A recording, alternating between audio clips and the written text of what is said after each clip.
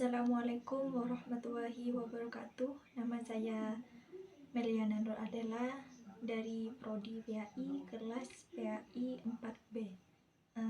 Di sini saya akan menjelaskan makalah yang berjudul Analisis Kebutuhan dan Pendekatan Berbasis Aset dalam Pengabdian. Baik, untuk materi yang pertama yaitu pengertian dan perbedaan utama antara analisis kebutuhan dan pendekatan berbasis aset dalam pengabdian kepada masyarakat. Pengabdian kepada masyarakat merupakan bagian integral dari misi perguruan tinggi untuk memberikan kontribusi yang signifikan bagi masyarakat di sekitarnya. Program pengabdian ini tidak hanya bertujuan untuk menyediakan layanan atau solusi atas masalah-masalah yang dihadapi oleh masyarakat, tetapi juga untuk membangun kemitraan yang berkelanjutan antara perguruan tinggi dan komunitas lokal. Dalam konteks ini, analisis kebutuhan komunitas menjadi prasyarat yang penting dalam perencanaan dan pelaksanaan program pengabdian yang efektif dan berkelanjutan.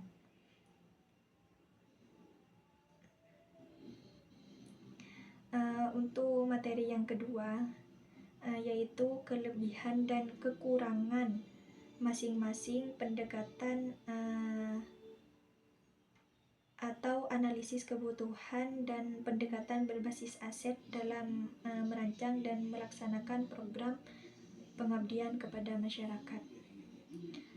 Dalam merancang dan melaksanakan program pengabdian kepada masyarakat, analisis kebutuhan memiliki sejumlah kelebihan yang signifikan. Pendekatan ini memungkinkan identifikasi masalah dan kebutuhan real masyarakat secara sistematis dan mendalam. Dengan demikian, program ini yang dirancang menjadi lebih relevan dan tepat sasaran, serta dapat menghindari terjadinya paternalisme atau solusi yang tidak sesuai dengan realitas lapangan.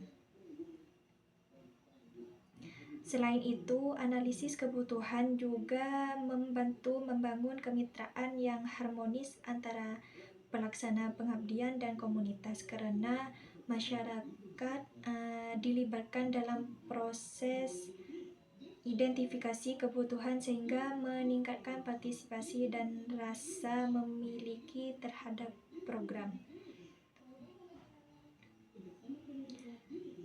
Secara keseluruhan, baik analisis kebutuhan maupun pendekatan berbasis aset memiliki kelebihan dan kekurangan masing-masing. Analisis kebutuhan unggul dalam mengidentifikasi masalah dan kebutuhan real sehingga program bisa tepat sasaran, tetapi berisiko menimbulkan ketergantungan dan kurang memberdayakan. Untuk materi yang selanjutnya yaitu penerapan pendekatan analisis kebutuhan dan pendekatan berbasis aset dapat mempengaruhi keberhasilan, keberlanjutan, dan dampak program. Dalam konteks ini, pengabdian kepada masyarakat, penerapan analisis kebutuhan dan pendekatan berbasis aset memiliki pengaruh yang signifikan terhadap keberhasilan, keberlanjutan, dan dampak program.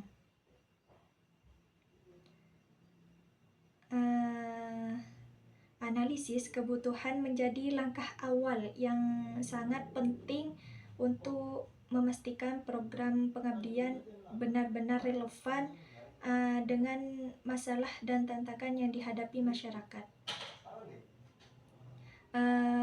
Melalui proses ini, pelaksana program dapat memahami secara mendalam kebutuhan asli komunitas, memprioritaskan intervensi yang sangat mendesak, serta merancang solusi yang tepat sasaran. Untuk materi yang terakhir, yaitu faktor yang perlu dipertimbangkan dalam memilih atau mengombinasikan kedua pendekatan tersebut agar pengabdian lebih efektif dan berdaya guna. Dalam memilih atau mengombinasikan pendekatan analisis kebutuhan dan perbedaan berbasis aset, pemahaman mendalam terhadap konteks lokal menjadi faktor utama yang harus diperhatikan. Setiap komunitas memiliki karakteristik sosial, ekonomi, budaya, dan lingkungan yang unik. Analisis kebutuhan sangat membantu dalam mengidentifikasi permasalahan dan tantangan utama yang dihadapi masyarakat. Sementara pendekatan berbasis aset ini menekankan pada potensi dan kekuatan yang lebih ada. Oleh karena itu, menyesuaikan pendekatan dengan konteks lokal akan membuat program pengabdian lebih relevan dan mudah diterima. Mungkin cuma itu yang bisa saya sampaikan dalam makalah ini. Selebihnya mohon maaf apabila ada kekurangan. Sekian dari saya. Wassalamualaikum warahmatullahi wabarakatuh.